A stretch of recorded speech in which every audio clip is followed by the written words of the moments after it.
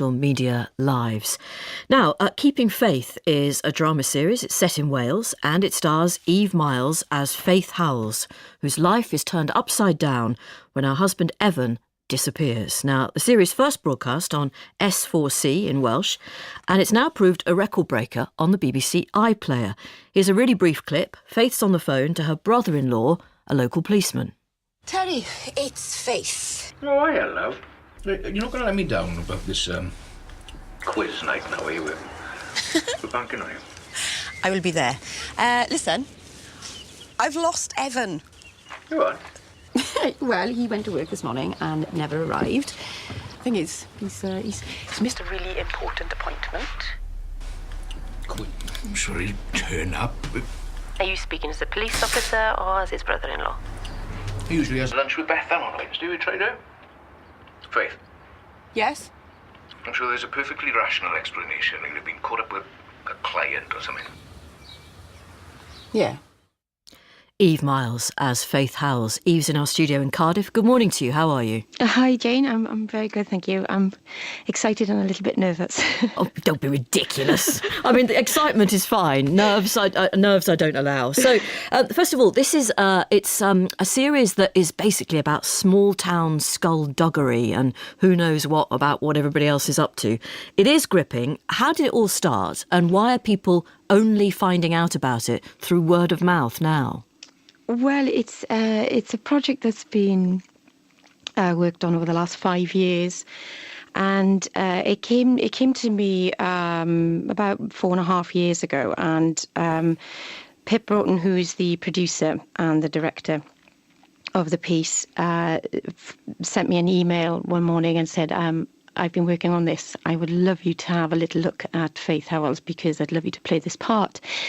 And of course, it was an S4C BBC One Wales production, and the part of Faith Howells is, goodness me, every actor's dream, really, especially mine. She's just it's just the most incredible story. Well, she's in almost every scene, isn't she? If not every scene. Yes, she is. Yeah, it's relentless. She kind of the audience sees the story through Faith's eyes and experiences everything that Faith does through the 8 hours of the drama. Yeah, and I was, very, very ready at that point in my career for something like this, for a change. And except that you didn't speak Welsh. Except I didn't speak Welsh. So it's, on one hand, I was given the most incredible opportunity of my career so far, and on the other hand, it was, but you can only do it in a different language. So, quite simply, you learnt Welsh. So quite simply, I thought, well, you know what? I'm ready for a challenge.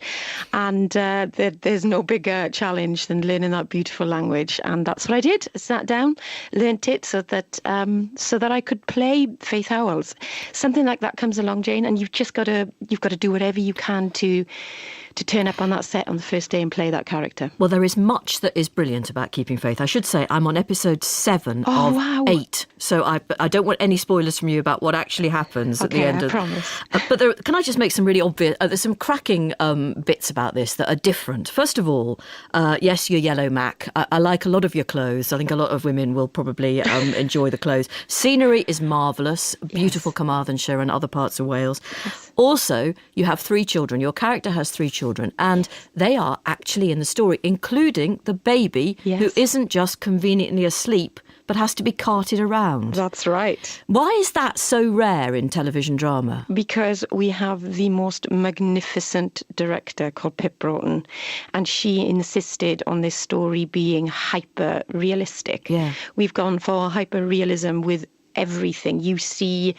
the creases and the wrinkles and the everything that you don't normally see in a drama you get in Keeping Faith. And I think that's what connects the audience so strongly with it, is that we can recognise ourselves in this story.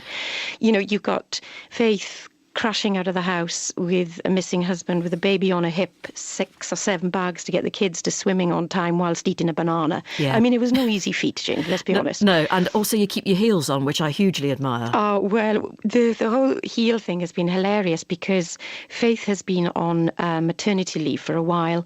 And of course, she walks around when she's barefoot. She's quite, at one with, just being comfortable, you know.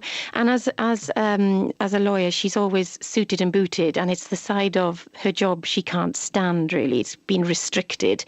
So Pip and I worked out that at any given point she'd kick those heels off, which we all do when we get in from work. We kick our heels off and we get into pajamas, or that might just be me. But, you know, we just wanted to keep everything as real as possible. And I think through the series with the baby and the children, you can almost smell those children coming through the screen. It's so personal, and we just wanted it to be the viewer looking in on our lives. Yeah, I didn't mention the interior design of the house and the scented candles and all that stuff you've got going on.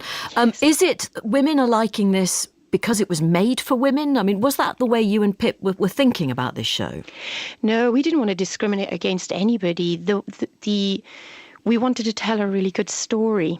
We wanted to serve Matthew Hall's incredible script, give it all the justice it deserved, and we wanted to share it with everybody and to keep it as personal and as intimate as possible. I get that, but I mean, again, here's proof that if you put women front and centre of a drama, guess what? Women will watch it in their droves. Here's a tweet from Maggie. Discovered Keeping Faith yesterday. I watched the whole lot until 4 o'clock this morning. Oh, my. Come on, Maggie. I don't know whether to be impressed or not. Oh, well done, Maggie. I'm going to take you out for a pint. Oh, well, that's nice for Maggie, but I don't see any offer of a drink for me. Are you now fluent in Welsh?